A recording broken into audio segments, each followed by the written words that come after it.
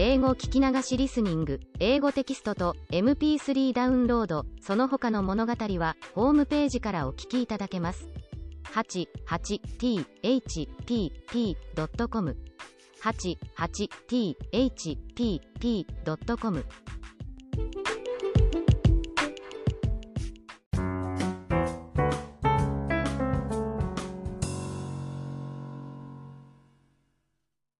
The Emperor's New Clothes.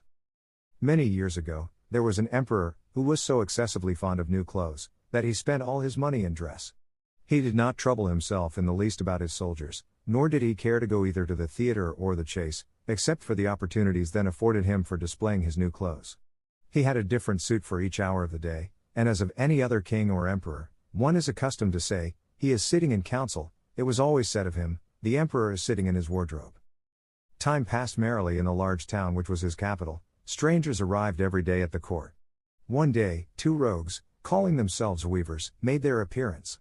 They gave out that they knew how to weave stuffs of the most beautiful colors and elaborate patterns, the clothes manufactured from which should have the wonderful property of remaining invisible to everyone who was unfit for the office he held, or who was extraordinarily simple in character. These must, indeed, be splendid clothes, thought the emperor. Had I such a suit, I might at once find out what men in my realms are unfit for their office, and also be able to distinguish the wise from the foolish. This stuff must be woven for me immediately. And he caused large sums of money to be given to both the weavers in order that they might begin their work directly. So the two pretended weavers set up two looms, and affected to work very busily, though in reality they did nothing at all. They asked for the most delicate silk and the purest gold thread, put both into their own knapsacks, and then continued their pretended work at the empty looms until late at night. "I should like to know how the weavers are getting on with my cloth," said the emperor to himself, after some little time had elapsed. He was, however, rather embarrassed, when he remembered that a simpleton, or one unfit for his office, would be unable to see the manufacture.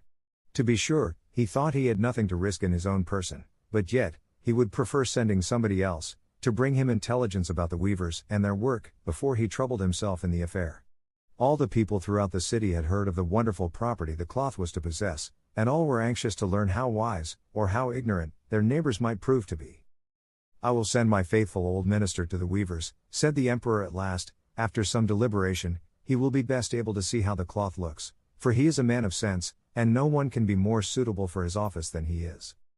So the faithful old minister went into the hall, where the knaves were working with all their might, at their empty looms. "What can be the meaning of this?" thought the old man, opening his eyes very wide. "I cannot discover the least bit of thread on the looms." However, he did not express his thoughts aloud. The impostors requested him very courteously to be so good as to come nearer their looms, and then asked him whether the design pleased him, and whether the colors were not very beautiful, at the same time pointing to the empty frames. The poor old minister looked and looked, he could not discover anything on the looms, for a very good reason, viz., there was nothing there. "What?" thought he again. "Is it possible that I am a simpleton? I have never thought so myself, and no one must know it now if I am so. Can it be, that I am unfit for my office? No, that must not be said either. I will never confess that I could not see the stuff." "Well, Sir Minister," said one of the knaves, still pretending to work, "you do not say whether the stuff pleases you." "Oh, it is excellent," replied the old minister, looking at the loom through his spectacles. "This pattern, and the colors, yes, I will tell the emperor without delay, how very beautiful I think them." "We shall be much obliged to you," said the impostors, and then they named the different colors and described the pattern of the pretended stuff. The old minister listened attentively to their words, in order that he might repeat them to the emperor, and then the knaves asked for more silk and gold, saying that it was necessary to complete what they had begun. However, they put all that was given them into their knapsacks, and continued to work with as much apparent diligence as before at their empty looms.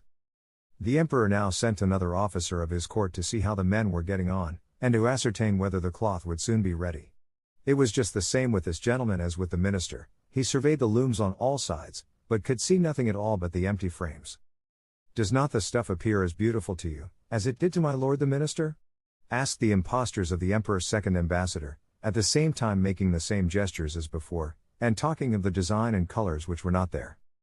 "I certainly am not stupid," thought the messenger. "It must be, that I am not fit for my good, profitable office. That is very odd, however, no one shall know anything about it. And accordingly he praised the stuff he could not see, and declared that he was delighted with both colors and patterns. Indeed, please your imperial majesty, said he to his sovereign when he returned, the cloth which the weavers are preparing is extraordinarily magnificent. The whole city was talking of the splendid cloth which the emperor had ordered to be woven at his own expense. And now the emperor himself wished to see the costly manufacture, while it was still in the loom. Accompanied by a select number of officers of the court, among whom were the two honest men who had already admired the cloth, he went to the crafty impostors, who, as soon as they were aware of the emperor's approach, went on working more diligently than ever, although they still did not pass a single thread through the looms. Is not the work absolutely magnificent? Said the two officers of the crown, already mentioned. If your majesty will only be pleased to look at it. What a splendid design! What glorious colors! And at the same time they pointed to the empty frames, for they imagined that everyone else could see this exquisite piece of workmanship. How is this? Said the emperor to himself. I can see nothing. This is indeed a terrible affair. Am I a simpleton, or am I unfit to be an emperor? That would be the worst thing that could happen. The cloth is charming, said he, aloud. It has my complete approbation. And he smiled most graciously, and looked closely at the empty looms, for on no account would he say that he could not see what two of the officers of his court had praised so much. All his retinue now strained their eyes, hoping to discover something on the looms, but they could see no more than the others. Nevertheless, they all exclaimed, "Oh, how beautiful!" and advised his majesty to have some new clothes made from this splendid material, for the approaching procession. Magnificent! Charming! Excellent! Resounded on all sides, and everyone was uncommonly gay. The emperor shared in the general satisfaction, and presented the impostors with the ribbon of an order of knighthood, to be worn in their buttonholes, and the title of gentlemen weavers. The rogues sat up the whole of the night before the day on which the procession was to take place, and had 16 lights burning, so that everyone might see how anxious they were to finish the emperor's new suit. They pretended to roll the cloth off the looms, cut the air with their scissors, and sewed with needles without any thread in them. "See!" cried they, at last. "The emperor's new clothes are ready." And now the emperor, with all the grandees of his court, came to the weavers, and the rogues raised their arms, as if in the act of holding something up, saying, "Here are your majesty's trousers. Here is the scarf. Here is the mantle. The whole suit is as light as a cobweb, one might fancy one has nothing at all on, when dressed in it. That, however, is the great virtue of this delicate cloth." "Yes, indeed," said all the courtiers, although not one of them could see anything of this exquisite manufacture. "If your imperial majesty will be graciously pleased to take off your clothes, we will fit on the new suit, in front of the looking glass." The emperor was accordingly undressed, and the rogues pretended to array him in his new suit, the emperor turning round, from side to side, before the looking glass. "How splendid his majesty looks in his new clothes, and how well they fit!" Everyone cried out. "What a design! What colors!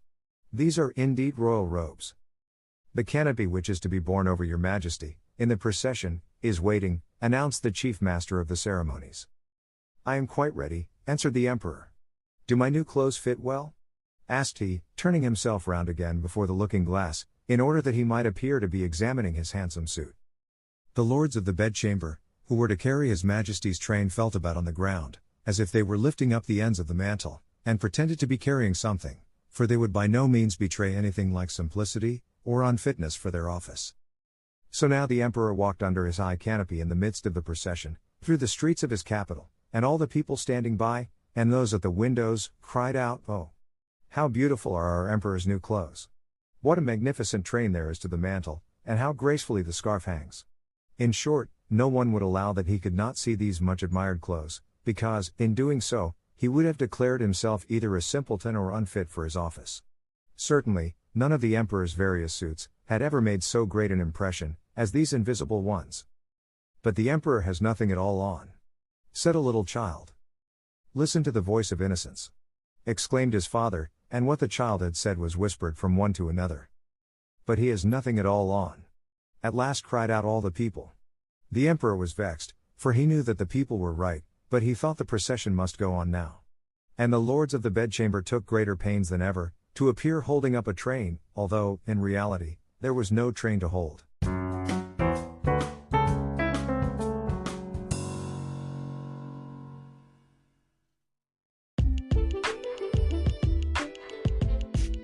英語語聞き流しリスニング、英語テキストと MP3 ダウンロード、その他の物語はホームページからお聞きいただけます。